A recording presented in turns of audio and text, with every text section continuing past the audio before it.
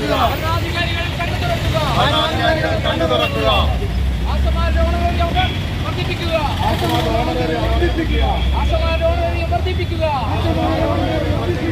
സർക്കാർ നീതി പാലിക്കുക.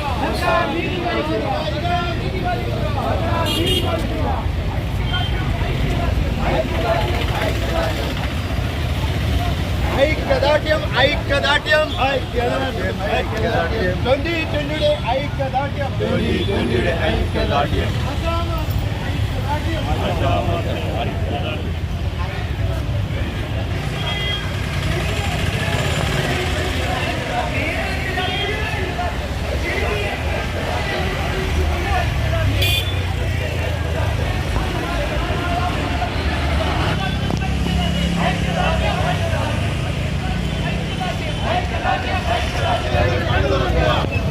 അപ്പോൾ പ്രിയമുള്ളവരെ, ഈ രീതിയിൽ നടക്കുന്ന ഒരു സമരം സത്യസന്ധമായ ഒരു സമരമാണ് അവിടെ നടക്കുന്നത്. ഡിമാൻഡിൽ വെള്ളം ചേർക്കാതെ ഈ ഡിമാൻഡുകൾ നേടിയെടുക്കുന്നവരെ നമ്മളെ സമരഭൂമിയിൽ ഉണ്ടാകും.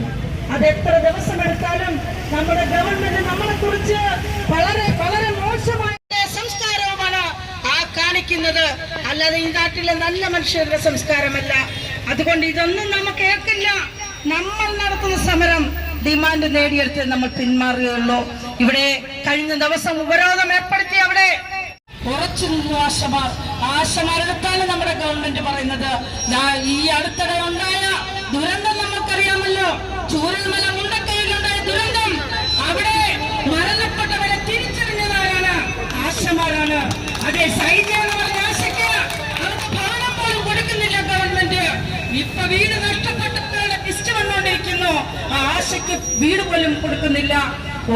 8 പേര് ആ കുടുംബത്തിൽ നിന്ന് നഷ്ടപ്പെട്ടിട്ടും സ്വന്തം കുടുംബത്തിലുള്ള ആളുകളുടെ ബോഡി തിരിച്ചറിയുമ്പോൾ എത്ര വേദനയാണ് പ്രിയമുള്ളവരെ ആശയത്തിനെ കൈകാര്യം ചെയ്തത്. അത്തരത്തിലുള്ള ആളുകളോടാണ് ഈ ഗവൺമെന്റ് മുഖം തിരിച്ചു നിൽക്കുന്നത്. അതുകൊണ്ട് പ്രിയമുള്ളവരെ, ഈ സമരം വിജയിക്കും. ഇത് സത്യസന്ധമായ ഒരു സമരമാണ്. ഇന്ന് കേരള മനസാക്ഷി മുഴുവൻ ഞങ്ങളോടൊപ്പമുണ്ട്. ഇന്ത്യയിലുള്ള മുഴുവൻ ആളുകളും, സാംസ്കാരിക നായകർ, അരുന്ധതി റോയെ പോലുള്ള ആളുകൾ തുടങ്ങി ഇന്ന് ലോകമറിയുന്ന മുഴുവൻ ആളുകളും ഞങ്ങളോടൊപ്പമുണ്ട്.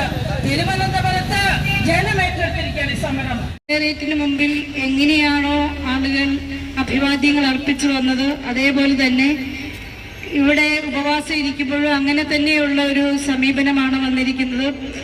2020 ആളുകൾ സെക്രട്ടേറിയറ്റിന്റെ മുന്നിലും കഴിഞ്ഞ 2 ആഴ്ചയ്ക്ക് മുമ്പ് അഭിവാദ്യങ്ങളുമായി വന്ന ആളുകളാണ്. ഇന്ന് അവർ ഇവിടെയും എത്തിയിട്ടുണ്ട്.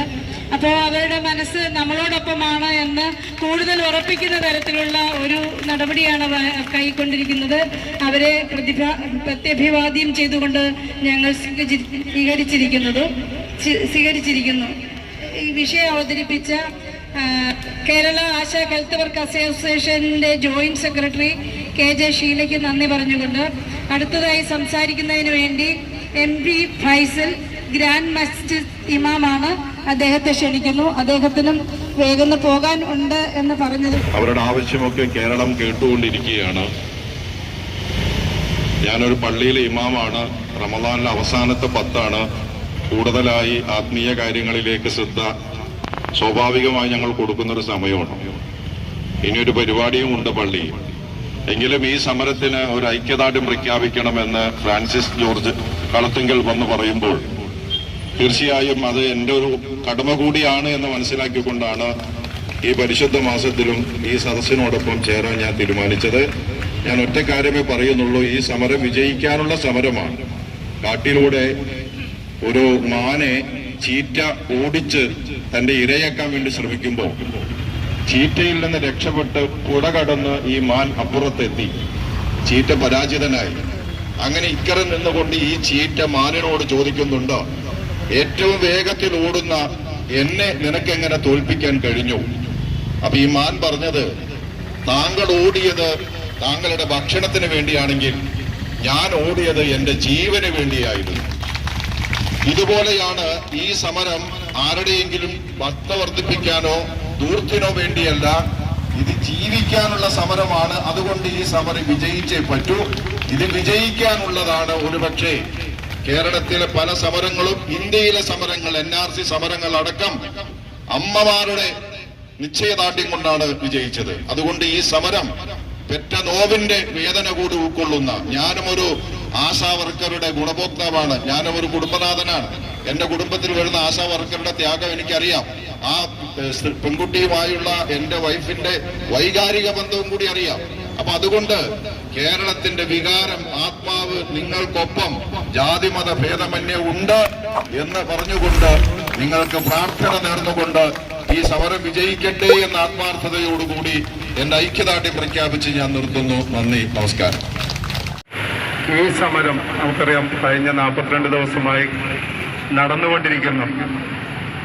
ഇപ്പോഴിത് വിജയിച്ചു കഴിഞ്ഞു. കാരണം നിങ്ങളുടെ ഈ ഐക്യം ഇത്രയും ദിവസം പോയിട്ടുണ്ടെങ്കിൽ ഈ നിമിഷം അത് വിജയിച്ചു എന്നുള്ളതിന് ഉറപ്പാണ്. കാരണം നിങ്ങൾ തോൽക്കാൻ തയ്യാറല്ല എന്ന് ഇവിടെ രേഖപ്പെടുത്തി കഴിഞ്ഞു. ഈ ജനത്തിന്റെ മുമ്പില് നിങ്ങൾ തോൽക്കില്ല എന്നുള്ള ഒരു കരകോർത്ത് പിടിച്ചുള്ള നിങ്ങളുടെ ഒരുമിച്ചുള്ള ഈ ജില്ലകൾ തോറും നിങ്ങളിങ്ങനെ സംഘടിപ്പിക്കുന്നുണ്ടെങ്കിൽ അതും നിങ്ങൾക്ക് ഇപ്പോഴുള്ള വരുമാനം അത് സുഖകരമായ ഒരു ജീവിതത്തിലേക്ക് നിങ്ങളുടെ കുടുംബത്തെ കൊണ്ടുപോകാൻ വേണ്ടി വർദ്ധിപ്പിച്ചു തരാനായിട്ട് വേണ്ടിയും അതിൽ നിന്ന് പോലും കയ്യിൽ നിന്നെടുത്തിട്ട് ബസ് കാശും അല്ലെങ്കിൽ മറ്റു കാര്യങ്ങളും ചെയ്തുകൊണ്ട് ഇതിനു വേണ്ടി ഏതാണ്ട് 42 ദിവസം എന്ന് പറയുമ്പോൾ നിങ്ങളുടെ വീടുകളിൽ മിക്കവാറും പട്ടിണിയായി കാണും. ആണോ അല്ലയോ? നിങ്ങളുടെ കുടുംബങ്ങളെ അവിടെ ഇട്ടിട്ടാണ് നിങ്ങൾ ഇങ്ങോട്ട് പോന്നിരിക്കുന്നത്. കാരണം ഇത് വിജയിച്ച് നിങ്ങൾക്ക് മുമ്പോട്ട് പോകാൻ സാധിക്കുകയുള്ളൂ. ഈ കേരള ജനതയെ മുഴുവൻ നിങ്ങള് ശുശ്രൂഷിക്കേണ്ട ആൾക്കാരാണ് അല്ലെ? നിങ്ങൾക്ക് അതിനുള്ള ട്രെയിനിങ് കിട്ടിയ ആൾക്കാരാണ്. ഈ ട്രെയിനിങ് കിട്ടിയിട്ട് നിങ്ങളുടെ കുടുംബത്തിലെ ആരോഗ്യം പരിപാലിക്കാനായിട്ട് നിങ്ങൾക്ക് വേണ്ട വരുമാനം കിട്ടുന്നില്ല എന്ന് സർക്കാരിനോട് പറയുമ്പോൾ അതിനെ അവഗണിക്കുന്ന ചിന്താഗതി എന്ന് പറയുന്നത് നമ്മുടെ സാധാരണക്കാരോട് കാണിക്കുന്ന ഏറ്റവും വലിയ അവഗണനയാണ്. അത് നമ്മൾ ഇവിടെ കേരള ജനത വെച്ചുപൊറുപ്പിക്കില്ല. അത് നമ്മൾ നെഞ്ചിലേറ്റി കഴിഞ്ഞ് നിങ്ങളെയൊക്കെ ഞങ്ങളുടെ ഹൃദയത്തിലാണ് സ്ഥാനം കണ്ടിരിക്കുന്നത്. കാരണം നാളത്തെ കേരളം എന്ന് പറയുന്നത് ഇവിടെ സന്തോഷവും സമാധാനവുമായിട്ട് ജീവിക്കാൻ പറ്റുന്ന ഒരു തലമുറയായി ഇവിടെ രൂപാന്തരപ്പെടണം. നമുക്കറിയാം, നമുക്ക് രാഷ്ട്രീയക്കാരോട് ആരോടും വെറുപ്പില്ല, ഒരു രാഷ്ട്രീയത്തോടും വെറുപ്പില്ല, ആരോടും വെറുപ്പില്ല. പക്ഷേ ഇവിടുത്തെ സാധാരണ ജനത്തിന് സന്തോഷമായി ജീവിക്കാൻ പറ്റിയില്ലെങ്കിൽ പിന്നെ നമുക്കെന്താ ഇവിടെ ഒരു പ്രാധാന്യമുള്ളത്? ഈ വോട്ട് ചെയ്യാൻ പോകുന്നത് നമുക്കെന്താ ഉള്ളത്? 5 വർഷം കൂടുമ്പോൾ നമ്മൾ വോട്ട് ചെയ്യുന്നു, വിജയിപ്പിക്കുന്നു.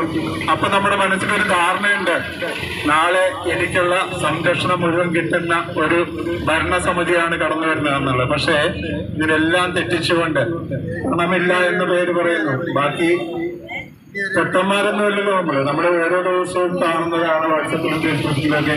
ആവശ്യമില്ലാത്തടത്തെല്ലാം മാരിപ്പേര് കൊടുക്കുന്നു. ആവശ്യമുള്ള പട്ടിണിപ്പാവങ്ങൾക്ക്, ജീവിക്കാൻ മതത്തില്ലാത്തവർക്ക് ഒന്നും കിട്ടാത്ത അവസ്ഥ, അതിലേക്ക് തിരിഞ്ഞു പോലും നോക്കാത്ത അവസ്ഥ. ഈ ഉപവാസ സമരത്തെ അധ്യക്ഷ വഹിക്കുന്ന സഹോദരി, ഈ സമരം ഇന്നിവിടെ ഔപചാരികമായി ഉദ്ഘാടനം ചെയ്ത മഹാരാജാസ് കോളേജിലെ മുൻ പ്രിൻസിപ്പൽ പ്രിയങ്കരനായ അരവിന്ദാക്ഷൻ സാർ, ഇവിടെ അഭിവാദ്യം അർപ്പിക്കാൻ എത്തിച്ചേർന്നിട്ടുള്ള മത്തായി സാർ ഉൾപ്പെടെ വിവിധ സാംസ്കാരിക, സാമൂഹിക, രാഷ്ട്രീയ രംഗത്തെ ശ്രദ്ധേയരായിട്ടുള്ളവർ, ഈ ഉപവാസത്തിന് ഐക്യദാർഢ്യം പ്രഖ്യാപിക്കുവാൻ ഇവിടെ എത്തിച്ചേർന്നിട്ടുള്ള 2020 എന്ന പ്രസ്ഥാനത്തിന്റെ സഹപ്രവർത്തകരെ, സ്നേഹിതന്മാരെ, സഖാക്കളെ, സുഹൃത്തുക്കളെ, കേരളത്തിലെ ആശാ വർക്കർമാർ തിരുവനന്തപുരത്ത് സെക്രട്ടേറിയറ്റിന് മുന്നിൽ നടത്തി വരുന്ന രാപ്പകൽ സമരം 44 ദിവസം ഇന്ന് പിന്നിടുകയാണ്. അതോടൊപ്പം തന്നെ ആശാ വർക്കർമാർ 3 പേർ ആരംഭിച്ചിട്ടുള്ള അനിശ്ചിതകാല നിരാഹാരം 5 ദിവസം ഇന്ന് പിന്നിടുകയാണ്. ഏത് വാതിലിൽ കൂടെ, കാരണം 4 ലിഫ്റ്റ് ഉണ്ട്,